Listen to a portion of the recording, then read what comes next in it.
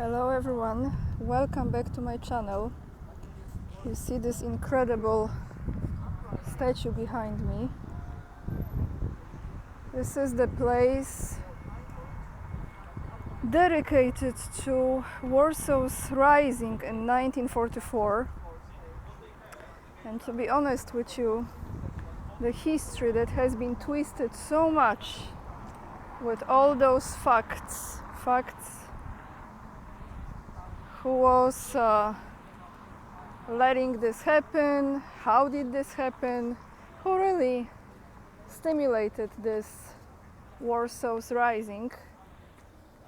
It's a very, very controversial topic, so I'm not gonna talk about this here because I don't even have the notes at the front of me to give you the names and the dates and the numbers. But I think it's a quite interesting place to come to and to look at. Just to show you here first, before we get into the news today. This is the symbol of Warsaw's rising in 1944. You see the P and W. And here are some details. I will read you this and then I will give you two very interesting articles that I have for you. So if you ever come to Warsaw, you may come over to this square. You can find it right across from this church. And I believe in that building is a library. I'm not sure, I have not been inside, but here you have the information and I will read this to you because likely it's in English. So the Warsaw Rising began on August 1st, 1944 at 7 p.m. and in numbers, according to estimations, 18,000 insurgents lost their lives fighting for the capital. 25,000 were injured, including 6,500 gravely. 16,000 were taken prisoners. 150,000 to 180,000 civilians' lives were lost in the rising. 90,000 Warsaw residents were transported to Germany to perform forced labor. 60,000 people were sent to concentration camps. 10,000 to 12,000 Nazis were killed during the suppression of the uprising. 12 tons of ashes of murdered Poles were collected in Wola. 72% of housing and 90% of historical buildings. This is the scale of Warsaw's destruction. Just a side note here. Where shall we go, everyone? Maybe we can go over there. Side note here. Did British had anything to do with it? Just wondering here. With that particular event in the Polish history. Here I have a good place to sit down and read you the news. So, let's get into the article that I came across this morning. Again, thanks to Maciej Maciak, who had brought this during his latest video. And this is about the soil. Actually, let me go a little bit further because there are groups from tourist groups. This is about the soil in Ukraine. Yesterday I was giving you the information about the technical grain from Ukraine. And now I would like to read this to you because this actually is about the soil. Black soil, this dark soil in Ukraine, and how this is affected by the conflict, military conflict there. I think the original article comes from Ukrainian Pravda. So when I will be reading this to you, keep in mind that certain approach to this topic is from that side. But I chosen to read this because the details are quite important to bring to your attention. So it starts as this: Russian aggression contributes to the degradation of the Ukrainian Chernozem, which is black soil. The war with Russia means not only the destruction of towns and the death of soldiers and civilians, but also the devastation of our Chernozems, which is one of the most fertile soils in the world. It is possible that exclusion zones will have to be created on part of the agricultural land, the Ukrainian Pravda portal alerted. There is a well-known story that during the World War II, the German occupiers allegedly transported Charnozem, black soil, from Ukraine. This is a myth, or at least historians have not found any serious scientific evidence for it. But even this fairy tale confirms that Ukrainian lands are a real treasure.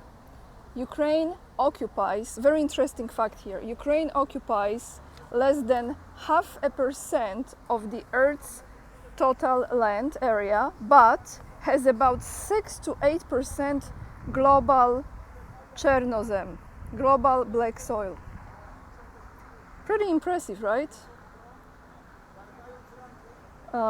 Yeah, those resources, 6 to 8% global resources of Chernozem. This is why our country, which means Ukraine here, this is why our country is considered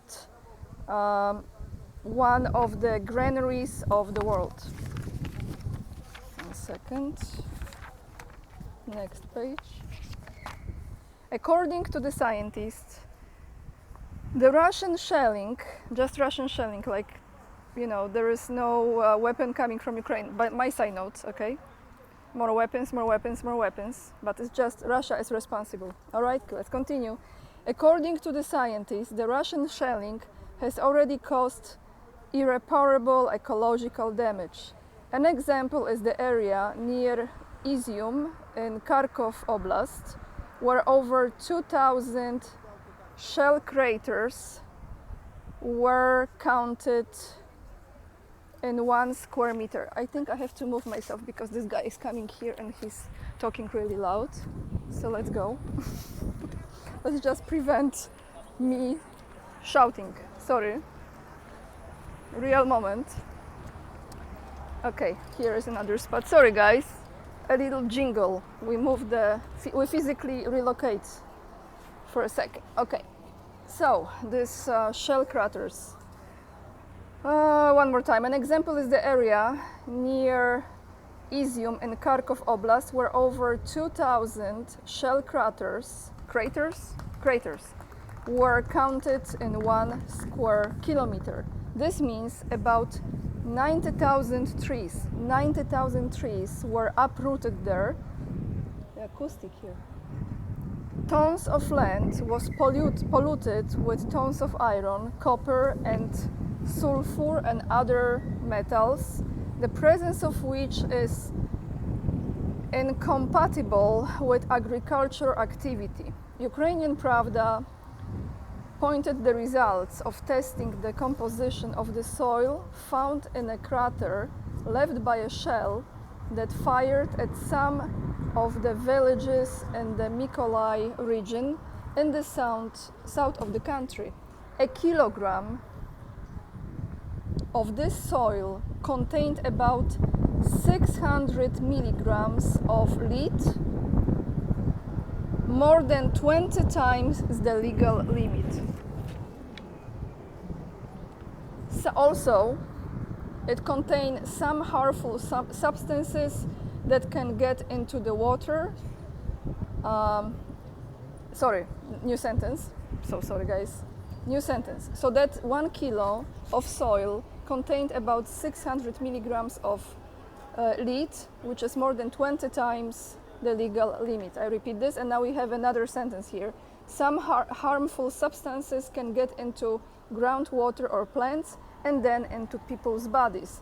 Therefore, in many cases, the only solution will be to turn off agricultural production in these areas as in this case of lands that suffered as a result of the disaster at the Chernobyl nuclear power plant in 1986, admits the porter. And there is one more paragraph here that says, it should be remembered that combat operations often take place in industrial areas where there were problems already with soil contamination even before the Russian invasion. So it's quite interesting article, and I have to say that I don't know if you remember, in what month was it? Losing track because of my travel. When I was in Sri Lanka, I hope you remember that video. I had an interview with Scott Ritter in which we were talking about the effect of the military operation on the soil, on the grain, and on the food production, right? We were talking about the level of corruption there in Ukraine.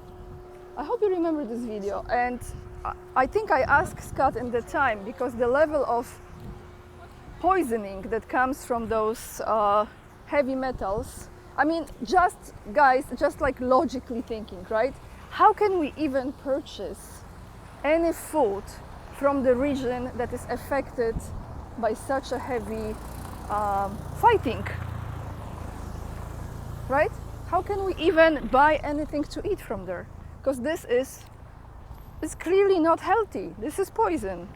It's not just the grain, you know, like anything, because that soil, I don't know how you even clean this, like how you remove those heavy metals from that soil, and then you can plant again some food there and grow something there. It might take time. I don't know if it takes years, decades, I have no idea. But I'm trying to get to another place to show you, and it might be quite a distance, so maybe we can walk together. Today, again, just one article, because I had some other things to take care of, to be honest. And I thought this was quite interesting to bring to your attention, since we are talking about food. Now, going back to the video yesterday, which was addressing the technical grain that I told you, over 300,000 loaves of bread could be baked, were baked, or maybe more, maybe less, who knows, how you even count this. They were baked using flour made from the technical grain, which is GMO, which is another poison and another poison, and how many poisons, who knows. But this is not just about Poland, and I know some of you have put the comments about Turkey and other countries that might have been in the same situation or are experiencing the same situation with this grain, because it was not just in Poland that we had that.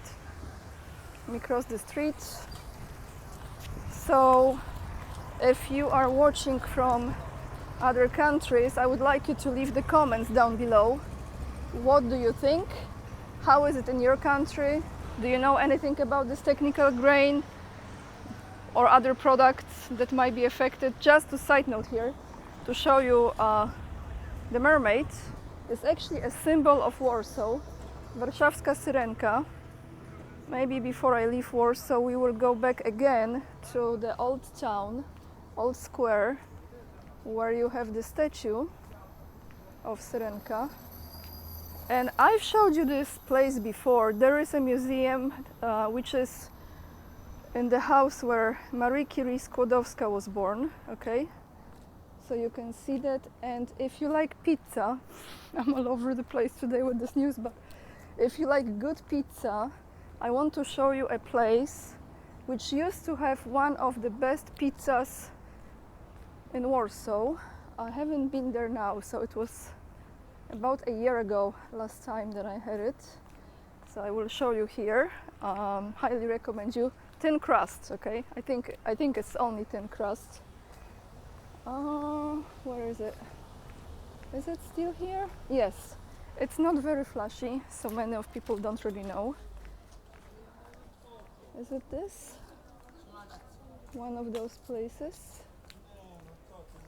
So maybe it has changed already. I think it's there. Right behind me. One of those. So just check it out when you're here. So when you see the Marie Curie Skłodowska's house museum, and right here one of those has really good pizza. I think I'm giving you the right info. I hope so. Anyway, this is all I have for you guys for today.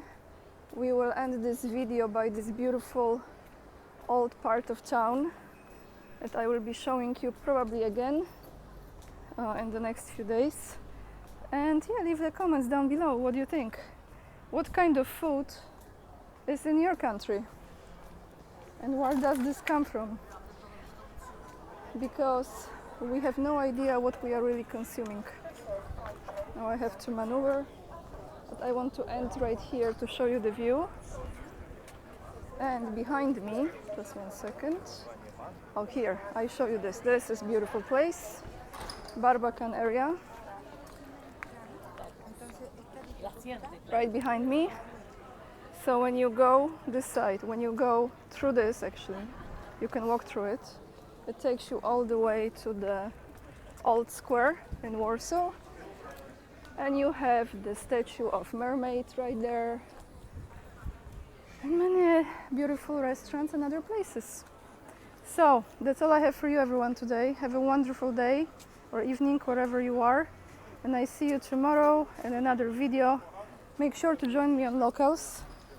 I really ask you kindly, because I might have some interviews coming that might be quite challenging for YouTube or for the Polish democracy.